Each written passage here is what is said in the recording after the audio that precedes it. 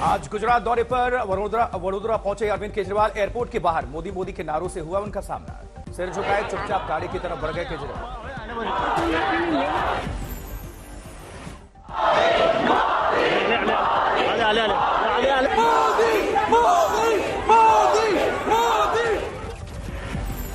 वडोदरा में आम आदमी पार्टी कार्यकर्ताओं के बीच केजरीवाल ने बीजेपी सरकार को बताया जन विरोधी। कहा सभी कहते हैं कि मुझे एक मौका और दे दो, लेकिन मैं कह रहा हूं कि मुझे सिर्फ एक मौका दे दो।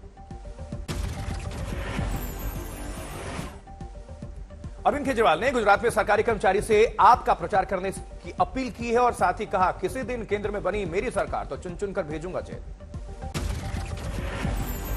सरकारी कर्मचारियों से निवेदन है कि सब लोग लग जाएं प्रचार करने के लिए। अंदर खाने प्रचार करें, क्योंकि खुल के सरकारी कर्मचारी प्रचार नहीं कर सकते, लेकिन अंदर खाने प्रचार करें, सोशल मीडिया पे प्रचार करें, बाय वर्ड ऑफ माउथ प्रचार करें।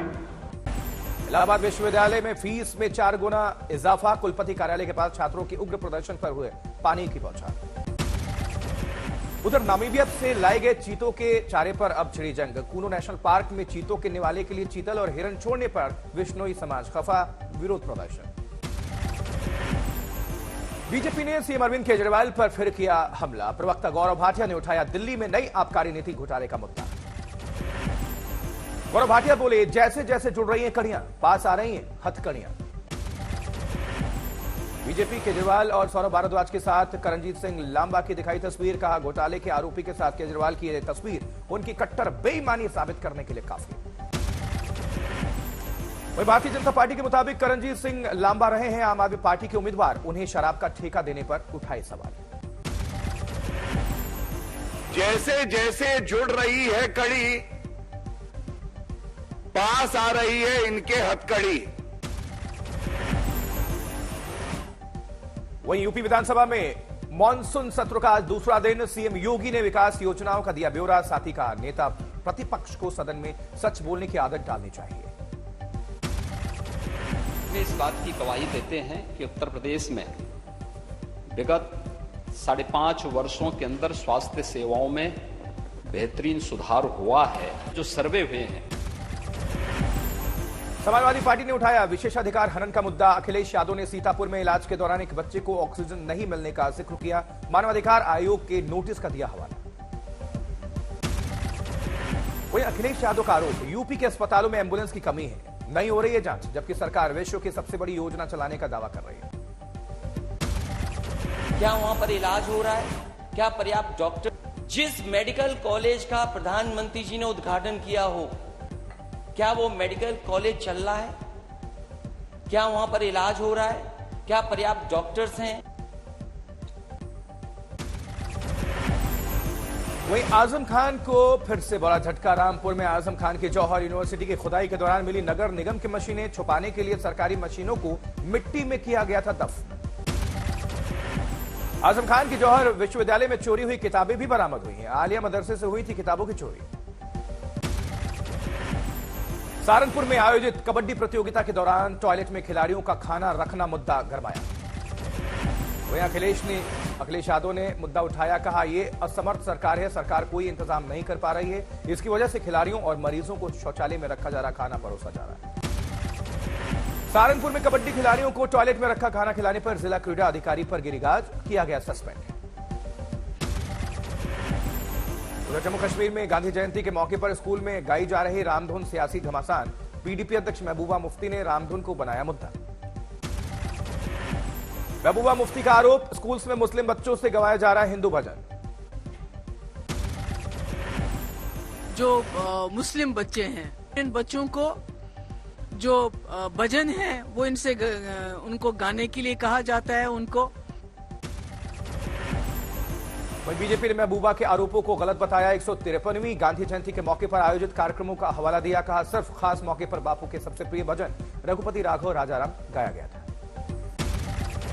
उसमें कश्मीर के एक स्कूल में रघुपति राघव राजा राम को लेकर के उन्होंने एक नया लोगों को गुमराह करने की कोशिश की है।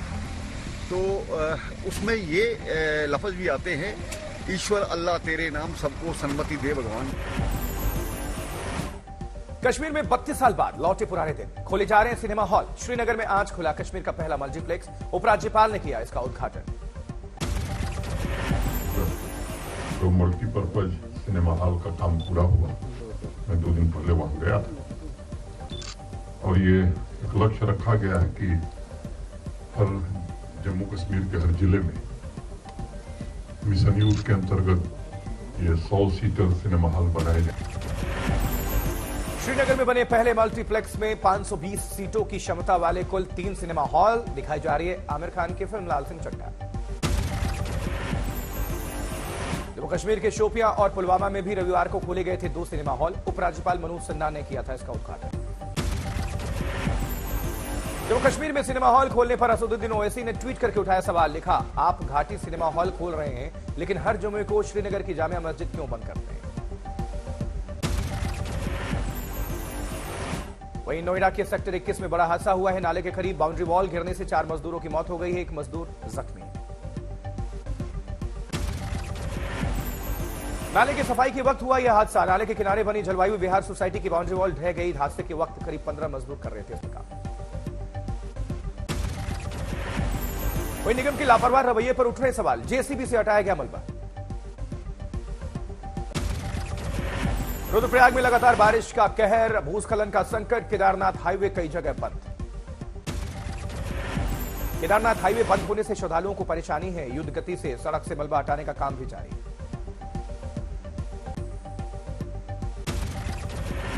आज बीजेपी के मेयर सम्मेलन। प्रधानमंत्री मोदी बीजेपी के देश भर के मेयर को उन्होंने संबोधित किया। कहा, विकास के मुद्दे पर जनता को बीजेपी पर भरोसा है। विकास को लेकर भाजपा पर जो विश्वास रखा है उसे निरंतर बनाए रखना, उसे बढ़ाना हम सभी का दायित्व है। आज भारत जोड़ो यात्रा में शामिल होंगे सचिन पायलट। केरल में चल रही राहुल की भारत जोड़ो यात्रा। आज से 2 दिन के गुजरात दौरे पर बीजेपी अध्यक्ष जेपी नड्डा। गांधीनगर, अहमदाबाद, राजकोट और मोरबी में होंगे कार्यक्रम। वहीं मोरबी में जेपी नड्डा करेंगे विशाल रोड शो। गुजरात में इसी साल चुनाव भी होने हैं। जम्मू कश्मीर के सोपोर में एसआईए यानी कि स्टेट इन्वेस्टिगेशन एजेंसी का छापा। फतेह-ए-आम ट्रस्ट पर छापेमारी।